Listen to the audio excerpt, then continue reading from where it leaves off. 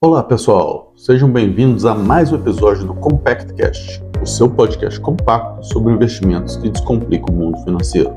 Sim, estou de volta para mais um episódio e se você ainda não sabe, meu nome é Fernando Franklin e toda terça e quinta, às 18 horas, trago para vocês algumas reflexões sobre o mercado financeiro. E no episódio de hoje, quero trazer uma perspectiva sobre a forma que as pessoas investem. Nos dias atuais, muita gente começou a investir com base nas dicas que recebem na internet. E isso gerou um boom de influencers financeiros, o que é extremamente positivo, até um certo ponto. Sabe o que acontece? Esse mercado cresceu tanto que duas coisas aconteceram. Um influencer digital passa a aceitar fazer propaganda de um produto financeiro que é no mínimo duvidoso e ele não sabe o porquê e nem entende do assunto para questionar. E isso gera riscos. E, o outro lado, pessoas que ainda não possuem conhecimento se passam por experts. Em ambos os casos, só tenho uma certeza: teremos problemas.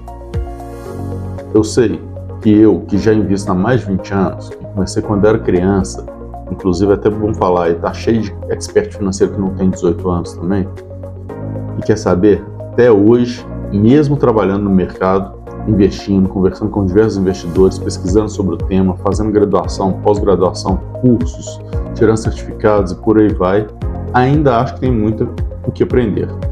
Enquanto vejo alguns enchendo a boca para falar que sabem de tudo. E, obviamente, eu teria condições de dar algumas dicas sobre ativos, dar minha visão se eu compraria ou venderia o papel X, assim como esses ditos experts fazem. Mas a realidade é que, primeiro, para fazer isso, é necessário um certificado de analista, o qual eu não me interessei em tirar até o momento. Ou seja, não é legal, no sentido de dentro da lei, eu fazer isso. E segundo, especialmente gravado, dar dica é um grande problema.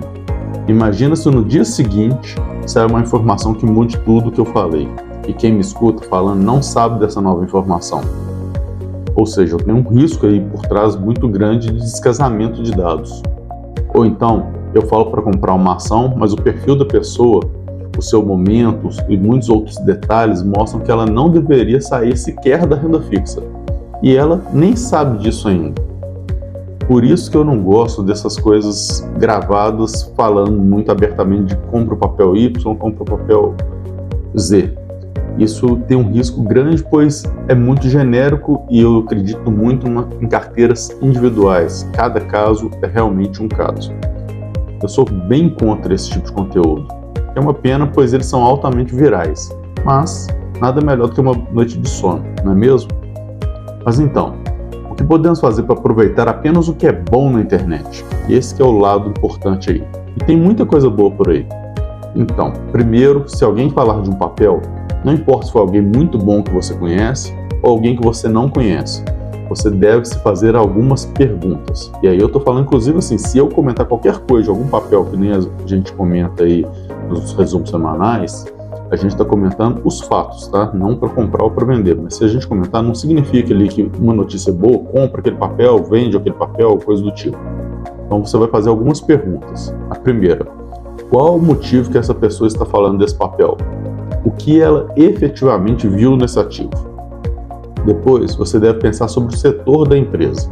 E com esse pensamento, você deve imaginar qual o futuro que você vê para aquele setor. E aí é você imaginar aquele futuro, não é pegar o futuro de outra pessoa. Agora, você já deve pensar em olhar os fundamentos básicos. O PL, que é o preço sobre o lucro, dívida, lucro, dividendos. Todos esses pontos aí são importantes. E se ainda estiver achando interessante, olhe os demais indicadores. Mas lembre-se, olhar os indicadores não é simplesmente olhar a foto atual, mas sim a direção que estão indo. Uma queda trimestre após trimestre no lucro, com certeza vai me acender um alerta, ainda que o ativo esteja com bons números hoje. Afinal, se está caindo, até quando irá cair? E isso a gente responde sem entender o porquê está caindo, que muitas vezes está escrito na própria apresentação de resultado das empresas. E lá explica, caiu porque investiu, caiu porque teve que pagar isso, teve que pagar aquilo, e por aí vai. Outro ponto é entender que qual o preço mínimo e máximo que a empresa teve nos últimos 12 meses. Isso pode te indicar se está em um bom momento de entrar no papel, mas isso não significa que se ela estiver próximo do máximo, você não deve comprar o papel. Mas uma ação próximo das mínimas, com certeza pode ser uma oportunidade mais interessante. Bem, pelo menos em teoria.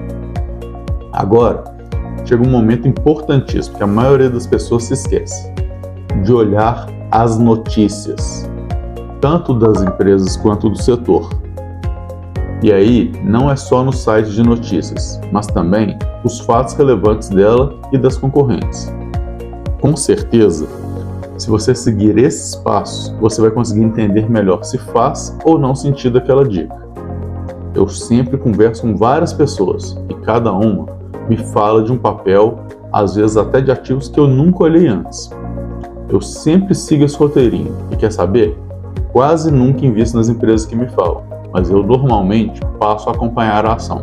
Quem sabe, com mais tempo de estudo, eu não mudo de opinião.